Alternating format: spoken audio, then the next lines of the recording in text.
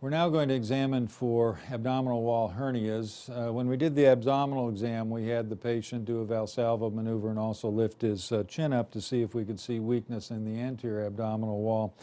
By far the most common place for hernias, however, is at the lower abdomen under the inguinal ligament, both through the inguinal canal and along the vessels, the femoral artery, vein, and nerve as they exit the abdomen into the leg.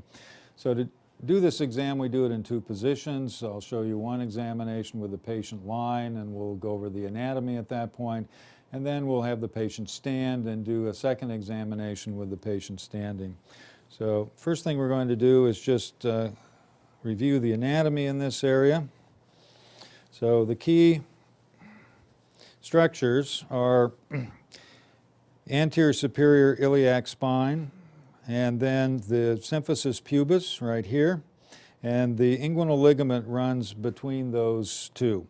Remember that the testis exits the abdomen during development with two rings that overlie each other. There's an internal ring and an external ring. The testis moves out through that and then down into the scrotum, and with growth those two rings move apart. So the internal ring is about at this position, the external ring below the inguinal ring in this area. So first of all, I want you to lift your chin up onto your chest. Okay.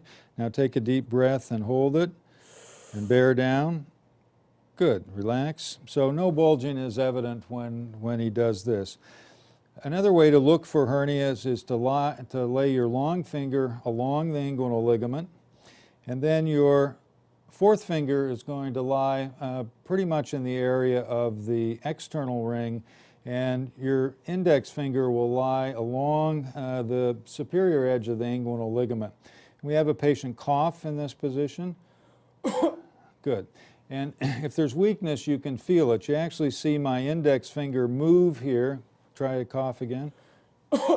Good. And that just demonstrates that this is lying over the transversalis fasciis in the lower abdominal wall, whereas the other two fingers are lying on and below the inguinal ligament and don't get subjected to as much pressure. If there's a direct hernia, you're likely to feel that pushing up underneath the index finger.